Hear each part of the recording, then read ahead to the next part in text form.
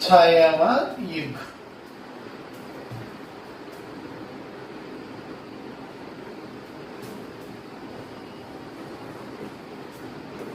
छायावाद युग। चौथा विषय था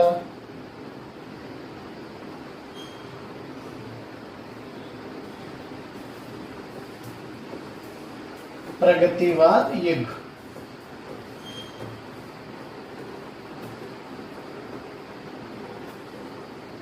प्रगतिवाद युग। पांचवा विषय था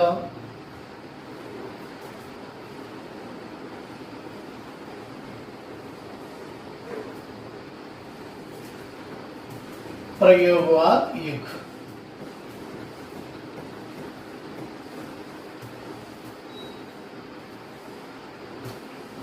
इस प्रकार साहित्यकारों ने, अनेक प्रकार के विद्वानों ने आधुनिक काल को 5 भागों में बांटे थे, जैसे भारतेंदु युग, द्विवेदी युग, छायावादी युग, प्रगतिवादी युग, प्रयोगवादी युग, प्रयोगवाद युग। इस प्रकार आधुनिक काल को 5 भागों में बांटा गया है। जो इसका समय था, भारतेंदु युग का समय था, देखिए एक बार, भारतेंदु युग का समय सन 1850 से लेकर वो सन 1900 तक, इस समय को भारतेंदु युग कहते हैं। द्विवेदी युग का समय था सन 1900 से 1918 तक, इस समय को द्विवेदी युग कहा जाता है। छायावादी युग सन 1918 से सन 1936 तक, इस समय को छायावाद युग कहते हैं। प्रगतिवाद युग सन 1936 से लेकर सन 1946 तक के समय को प्रगतिवादी युग कहते हैं। जो प्रयोगवादी युग का समय था सन 1946 से लेकर आज तक या अब तक। इस प्रकार आधुनिक काल को 5 भागों में बांटकर जो उसका समय भी बताए थे साहित्यकारों ने, जैसे भारतेंदु युग, इसका समय था सन 1850 से लेकर 1900 तक। द्विवेदी युग, इसका समय था सन 1900 से लेकर 1918 तक।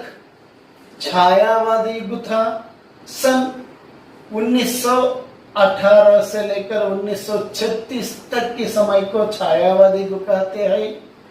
प्रगतिवादी युग सन 1936 से लेकर 1946 तक, जिसे प्रगतिवादी युग कहते हैं। प्रयोगवादी युग 1946 से लेकर आज तक या अब तक। इस प्रकार आधुनिक काल को साहित्यकारों ने 5 भागों में बांटा था। एक बार देखिए दोबारा, भारतेंदु युग, जिसे साहित्यकारों ने पुनः या पुनर्जागरण काल कहते हैं। इसलिए पुनर्जागरण काल का समय था सन 1850 से लेकर सन 1900 तक।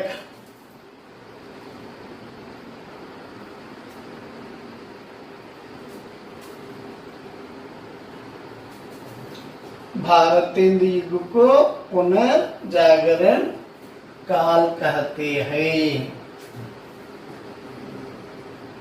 पुनर्जागरण काल कहते हैं। द्विवेदी युग को जागरण सुधार काल कहते हैं। द्विवेदी युग को क्या कहते हैं? जागरण सुधार काल कहते हैं। जागरण सुधार काल। द्विवेदी युग को जागरण सुधार काल कहते हैं। छायावाद युग को प्रसाद पंत और निराला का युग कहते हैं। छायावाद युग को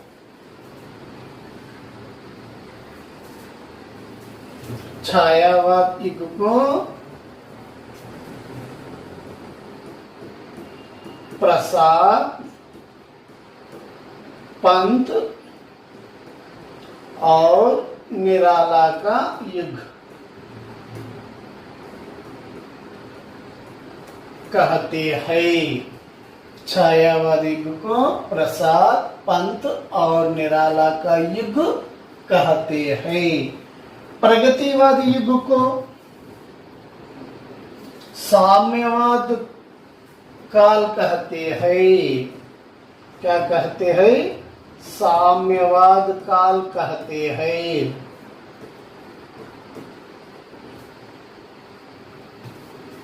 साम्यवाद काल कहते हैं।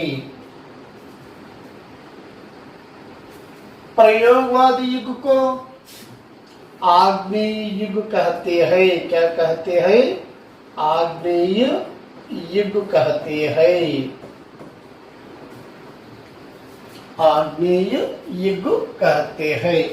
देखिए, भारतेंद्र युग को पुनर्जागरण काल, द्विवेदी युग को जागरण सुधार काल, छायावादी युग को प्रसाद पंत और निराला का काल या निराला का युग, प्रगतिवादी युग को साम्यवाद काल, प्रयोगवादी युग को आग्नेय युग कहते हैं।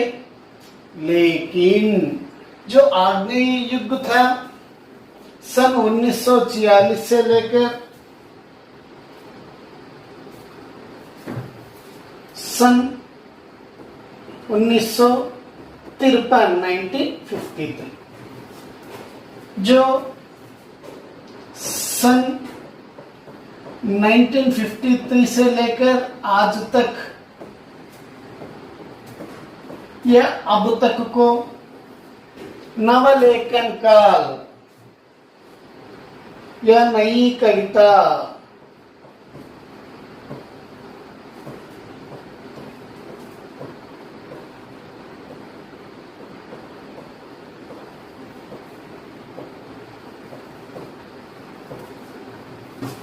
इस प्रकार आधुनिक काल का विभाजन किया गया था।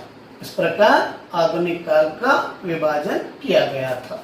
उसके बाद देखिए, एक के बाद एक विवरण, एक विवरणात्मक ढंग से आरंभ में भारतेंद्र युग, द्विवेदी युग, छायावादी युग, प्रगतिवादी युग, प्रयोगवादी युग। देखिए,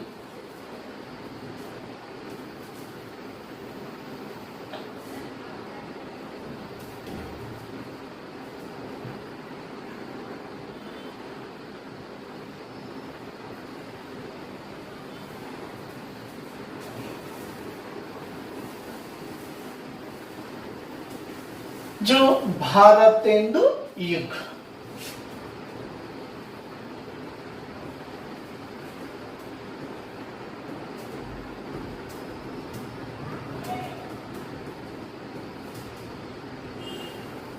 भारतेंदु युग, जो भारतेंदु युग का समय था सन 1850 से लेकर सन 1900 तक, इस अवधि को, इस समय को भारतेंद्र युग कहते हैं। आचार्य रामचंद्र शुक्ल ने, आचार्य रामचंद्र शुक्ल ने, आचार्य रामचंद्र शुक्ल ने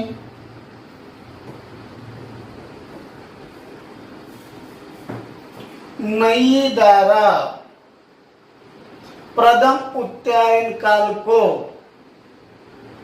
भारतेंदु युग कहा था आचार्य रामचंद्र शुक्ल ने। देखिए, नहीं दारा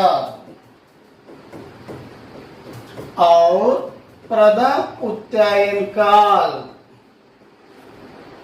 प्रथम उत्यायन काल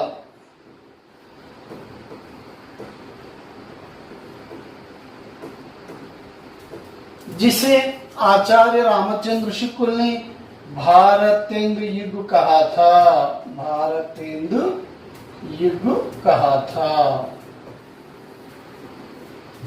नई धारा और प्रथम उत्यायन काल को आचार्य रामचंद्र शुक्ल ने भारतेंदु युग कहा था। जो भारतेंदु युग प्राचीन नवीन का समन्वय रूप, इसलिए इसे संधि काल कहते हैं, संक्रांति काल भी कहते हैं हिंदी साहित्य के इतिहास में। देखिए, प्राचीन और नवीन का समन्वय रूप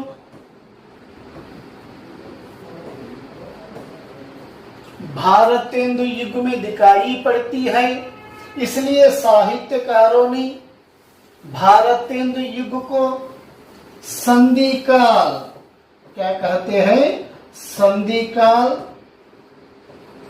या संक्रांति काल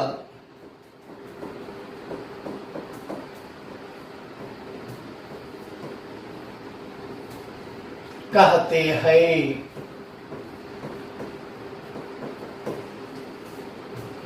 प्राचीन और नवीन का समन्वय रूप भारतेंदु युग में दिखाई पड़ती है, इसलिए भारतेंदु युग को संधि काल कहा था आचार्य रामचंद्र शुक्ल ने। प्राचीन नवीन का समन्वय रूप दिखाई पड़ती है भारतेंदु युग में, इसलिए आचार्य रामचंद्र शुक्ल ने संधि काल कहा था और इसे संक्रांति काल भी कहते हैं। संक्रांति काल, देखिए, रीति काल की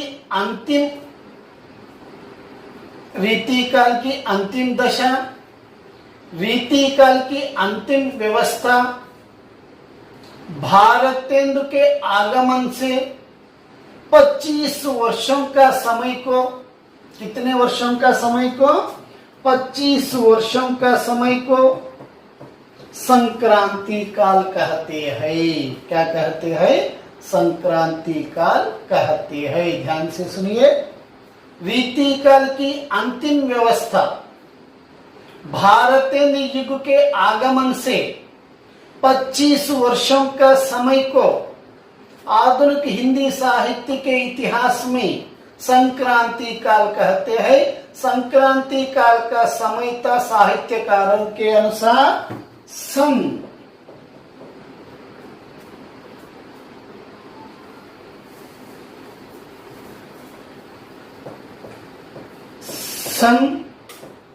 1843 से लेकर सन 1868 1843 నుంచి తీసుకొని 1868 వరకు ఉన్నటువంటి సమయాన్ని సంక్రాంతి కాలము అని కూడా అంటారు సాహిత్యకారులు.